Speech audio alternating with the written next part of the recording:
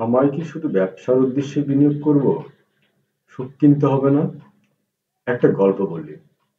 সমুদ্র পাড়ে একদল জেলে প্রতিদিনের প্রয়োজনে মাছ ধরার পর বাকি সময়টা নিজেদের মধ্যে মজা করে কাটিয়ে দেয়।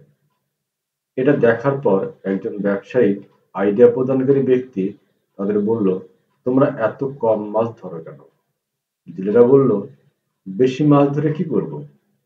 তখন ওই ব্যক্তি বলল, বেশি বেশি মাছ ধরবা, বেশি বেশি আয় হবে, তখন বেশি বেশি টাকা দিয়ে ট্রলার কিনবা, বড় জাল কিনবা, আরো বেশি মাছ ধরবা, তারপর সেই মাছ বিক্রি করে জাহাজ কিনে মাছ ধরবা, তারপর মাছ দেশে বিদেশে রপ্তানি করবা, নিজেদের ব্র্যান্ড বানাবা, বিশ্বের সব থেকে বড় ফিশিং কোম্পানির মালিক হবা। সারা বিশ্বে তোমাদের অফিস থাকবে, আউটলেট হবে, বিশ্ববাসী তোমাদের কোম্পানির তোমাদের নাম শুনবে আর তোমাদের নিয়ে গল্প করবে। জেলেরা তখন বলল, ততদিনে আমাদের বয়স কত হবে? তখন ওই ব্যক্তি বলল, ততদিনে তোমরা বৃদ্ধ হয়ে যাবা।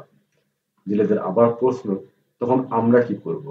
এই প্রশ্ন শুনে ওই ব্যক্তি বলল, তখন কোম্পানির দায়িত্ব তোমাদের পরবর্তী প্রজন্মের হাতে দিয়ে তোমরা তোমাদের বন্ধুদের নিয়ে গল্প করে আনন্দের সময় কাটাবা।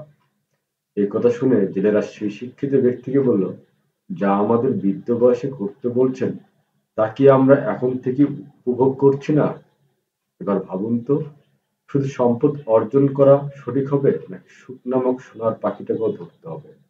সবার আগে সিদ্ধান্ত নেই, সময় বিনিয়োগের উদ্দেশ্য কি, সম্পদ নাকি সুখ?